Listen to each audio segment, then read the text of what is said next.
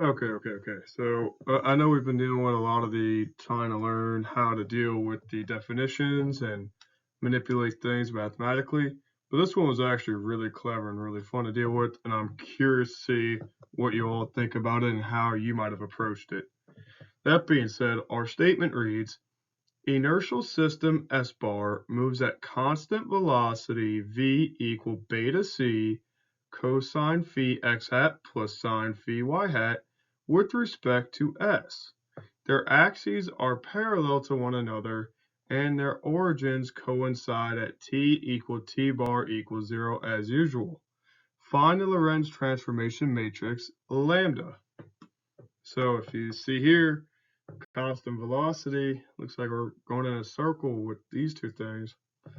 Let's see, of course, it's always easiest to draw some out. Let's see what we got. So,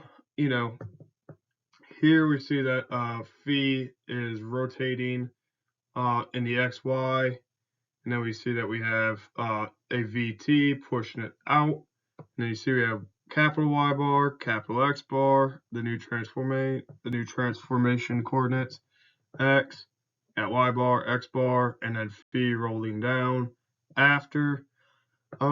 Yeah, let's just kind of dive in and see how we can tackle this thing. First thing to note here, though, is that step one, we could rotate the x and y to capital X and y using the transformation matrix. Okay, so way back through chapter one, we had a transformation matrix with respect to x and y. And so this transforms the tilted axes from the coordinate plane xy to a shifted but still mutually perpendicular framing. Again, we kind of saw how that worked back in chapter one. That being said, now we can easily take what we know about the Lorentz transformation matrix and apply it to x and y in its transform framed and apply that velocity term to it. So first find big X and big Y in the untransformed frame and then take the transformation of it. Hence the Lorentz transformation from xy to bar xy using c t bar, capital X, capital Y, capital Z bar, our normal transformation matrix that we've come accustomed to. And then we have ct being the ordinate coordinate of the untransformed or unmoved coordinate. You have big Z, which is unrotated as well. And then you see here that if you multiply cosine, sine into x, you get capital X. This is matrix multiplication, so be careful. And then for step three, once we multiply these two out and, this row into this vector, this row vector into this column vector, so on and so forth, we'll get a big transformation matrix. And then we can see what ct bar, x, y, and z just by reading off that product. So then we want to rotate capital X, capital Y to little xy using the rotation matrix, but this time in the other way. Okay, so we're transforming, rotation, we're rotating, transforming, rotating back, so we have the curved taken into account without actually having to transform the rotation matrix itself. That being said, we see X bar, Y bar gets us back, again, plug in the negatives. When we do that, we see cosine, even function, and the signs switch positions. And we read off what X bar and Y bar were due to the products of the transformation matrix times the rotated frame.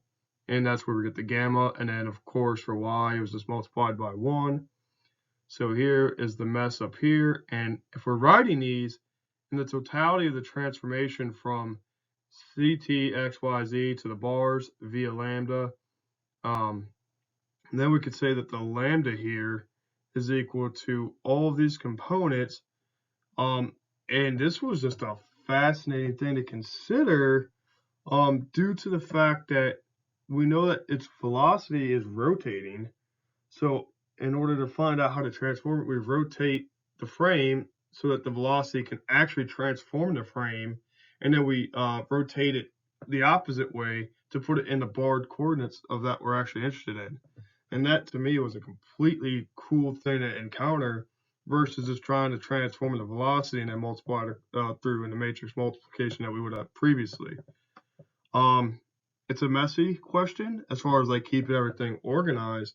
But if you know that you're going rotation, transformation, re-rotate, that's the totality. So we have a lot of matrices to multiply together. But that being said, we can find a lambda such that x bar, the 4 vector, is transformed via this lambda in this way here. So go ahead and check it out yourself, see what you get. Clearly be careful of the things you might try to cancel. It might be tempting to try to do something with this cosine, sine squared, but you can't because of the gamma, So just be aware, there's going to be a little bit of algebra stuff, but that being said, very cool question. I appreciated it.